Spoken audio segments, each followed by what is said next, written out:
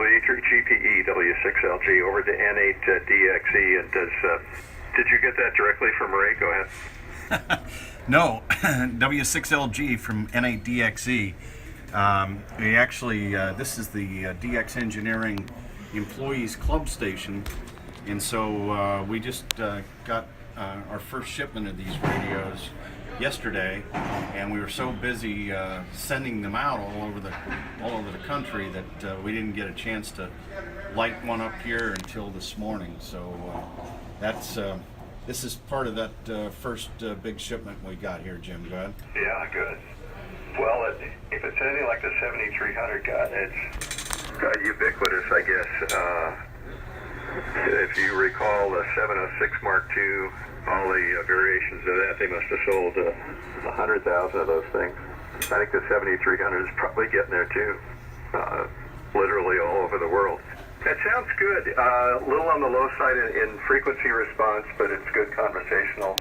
I don't hear any distortion, nothing in the background. Audio quality is excellent. So I can touch the screen on my K3s, but it doesn't do anything. So what? So I'm at a loss. Go ahead. Well, the K3 is a very nice radio, and of course made in the great state of California. But this is really something else.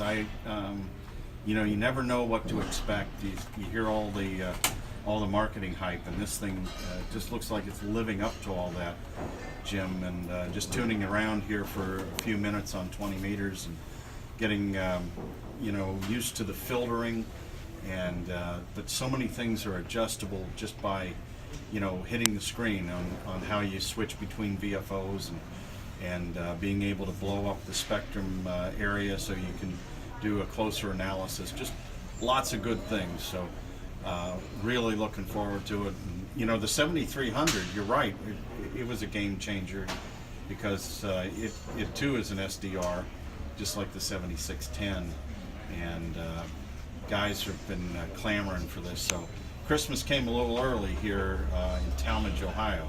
W6LG from N8DXE. N8DXE W6LG.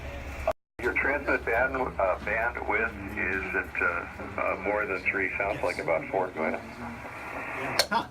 That's interesting because it shows 2.9 here, but it may have something to do with some of the settings that are just out of the box. So we will check that, Jim. Yeah, well, I'm not complaining.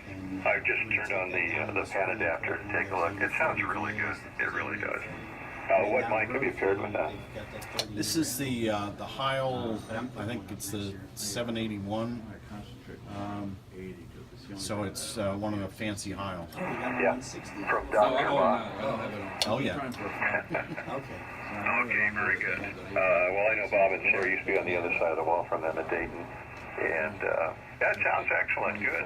I love this new stuff. When you and I started at this, we never dreamed we'd have boxes in front of us to do the kinds of things the 7300 does, let alone the 7610. Well, you're absolutely right about that, Jim. You know, being a high school kid and just lusting after a Drake C line or the smoothness of Collins S line, you know, that's we didn't think it would ever get any better than that, right? No, I was licensed in 63 and the late 60s. Well, in high school, 67, 66, I guess. I worked in a radio store selling ham radio equipment in Burbank, California, and did love the Drake stuff, which is why I bought a bunch of it later on in life. Like a lot of guys, you get your toys when you can afford them, and it's not usually when you're raising a family. Back to how you sound. It sounds great. You are peaking 40 over. I assume there's a Yagi out in the parking lot. You got it pointed towards California. Yeah, sure do, Jim. Yeah, this is a Skyhawk that we make here at DX Engineering, so it is headed your way. And we have a beautiful Roan 65 tower with a stack of Yagis on it so that customers can get on the air, and employees, and we can have fun on lunch breaks and after work. And so it's a first-class station here. And of course, DX Engineering is inside Summit racing equipment. So we got the best of both hobbies. W6LG from N8DXE. N8DXE W6LG. Yeah, sounds like a great place to work. Are you hiring? Just kidding. But what a wonderful thing that is.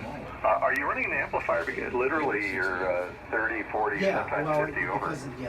Yeah, we've got, this is an ICOM 2000, but we've got it ratcheted back, so it's not really going full bang at you. But yeah, this particular RF chain had the ICOM 2000 in there. Yeah, one of the best amplifiers in the world, built like a brick, you know what, should last forever.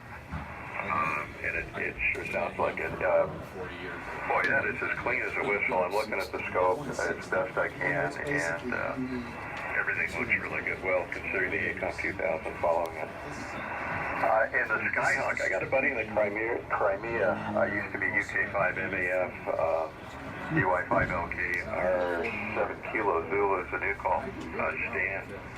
He's got a Skyhawk, and it's a marvelous antenna.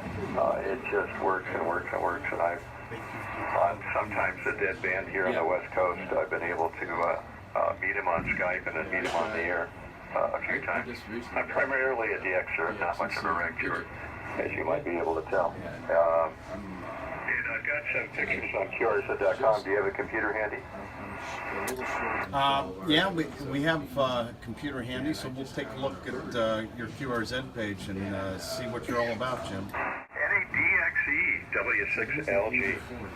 Okay, Jim. Hey, it's been great hanging out with you here this morning, and if you make it back down to Visalia this April, I'll be there. I've been to so many of those DX conventions, and I really don't want to miss one. They're just really well done.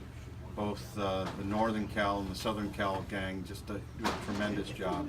So you're very lucky to have a fine convention close to your QTH, and always like to get out and see our friends in the Bay Area.